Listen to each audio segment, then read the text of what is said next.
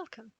In this video, we'll walk you through the Wellbeing feature of My Analytics and show you how My Analytics can help you to identify how you are impacting your well-being with your working habits and whether you're able to and taking the time to switch off and recharge.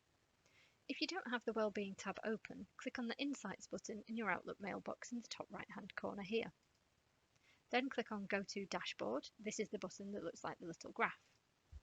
This then opens up your dashboard in a new web browser, and on the left-hand side you can see the 4 sections: Focus, Wellbeing, Network and Collaboration.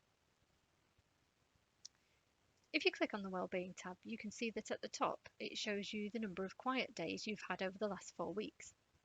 We know that everyone works hard at Macmillan and is busy in their roles. In My Analytics, the Wellbeing Insight focuses on quiet days. This does not mean that you've not had a busy day at work. Quiet days measures the number of days when you did not have significant collaboration outside of your set working hours. This is determined by your Outlook calendar. Therefore, you could have had a really busy day with different meetings, project work, but if this is done within your set working hours, then it will be considered a quiet day. If the working hours which are displayed on your dashboard aren't correct, click on the Configure Working Hours and then change the days and the times to reflect your working pattern. The significant collaboration that the Wellbeing feature takes into consideration includes sending and reading emails, sending and responding to chats, or attending calls and meetings in more than one 1-hour period outside of our working hours.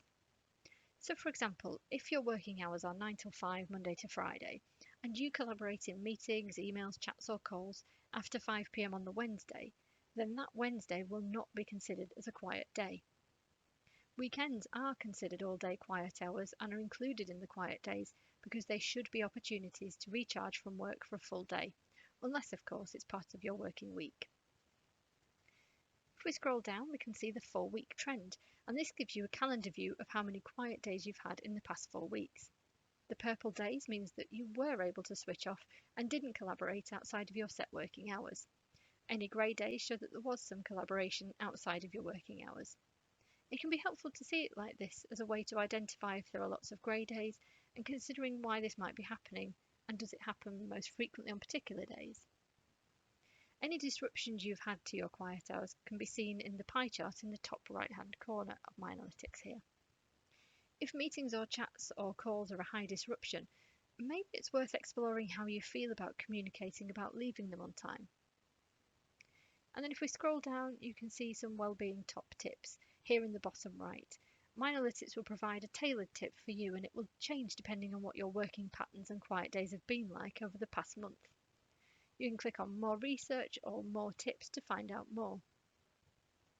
Once you've identified your working patterns over the past 4 weeks, it may be that you've identified some things you want to work on.